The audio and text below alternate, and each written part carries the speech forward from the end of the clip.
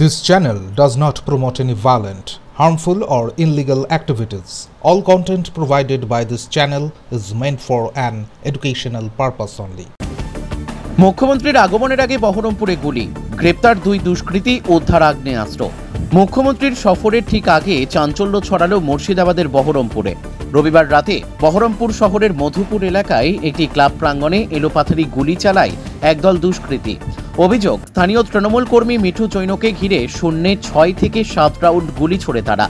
পাশাপাশি তাকে এবং আরও একজনকে বেধড়ক মারধরও করা হয়। গুরুতর আহত অবস্থায় মিঠু জৈন ও অপর এক তৃণমূল কর্মীকে মুর্শিদাবাদ মেডিকেল কলেজ হাসপাতালে ভর্তি করা হয়েছে। ঘটনার পর আক্রান্তদের পক্ষ থেকে বহরমপুর থানায় লিখিত অভিযোগ দায়ের করা হয়। খবর পেয়ে ঘটনাস্থলে পৌঁছায় পুলিশ। তদন্ত শুরু করে পুলিশ অভিযান চালিয়ে ঘটনায় জড়িত দুই অভিযুক্ত আয়ুষ সাহা ও সুমন চৌধুরীকে গ্রেপ্তার করে। তাদের কাছ থেকে একটি আগ্নেয়াস্ত্র উদ্ধার হয়েছে বলে জানিয়েছে পুলিশ।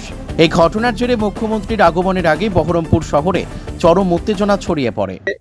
আমি যে দলের সঙ্গে জড়িয়ে আছি, যে দল দীর্ঘদিন ধরে ভালোবেসে সে দলেরই সঙ্গে ওরা পাপাই বলে নিছিল, পাপাই ঘোষ বর্তমানে দিবস সভাপতি, তার সঙ্গে আছে আর্মস নিয়ে এসে গুলি চালানো, কিছু গুলি আকাশে চালানো, সেই গুলি আমাদের থাকতে 6 রাউন্ড বা 7 রাউন্ড গুলি চালাচ্ছে। ওদের অনেক আগে থেকে। আমার এটাই অবাক লাগছে যে মুখ্যমন্ত্রী কাল আসবে, এই যে আর্মস, এত কিসের আর্মস, কে দিচ্ছে আর্মস ওদেরকে? তৃণমূল কংগ্রেসের যুব সভাপতি ছিল, বর্তমানে তিনি একজন বিজেপির সমাজবিরোধী নামেই তাকে চেনে। সে তার কিছু লেভেল বাইরে নিয়ে আমাদের তৃণমূল কংগ্রেসের কর্মীদের উপরে চড়াও হয়। তারা প্রত্যক্ষ দোষী ছিল, তারা আইনত ভাবে শাস্তি পায়।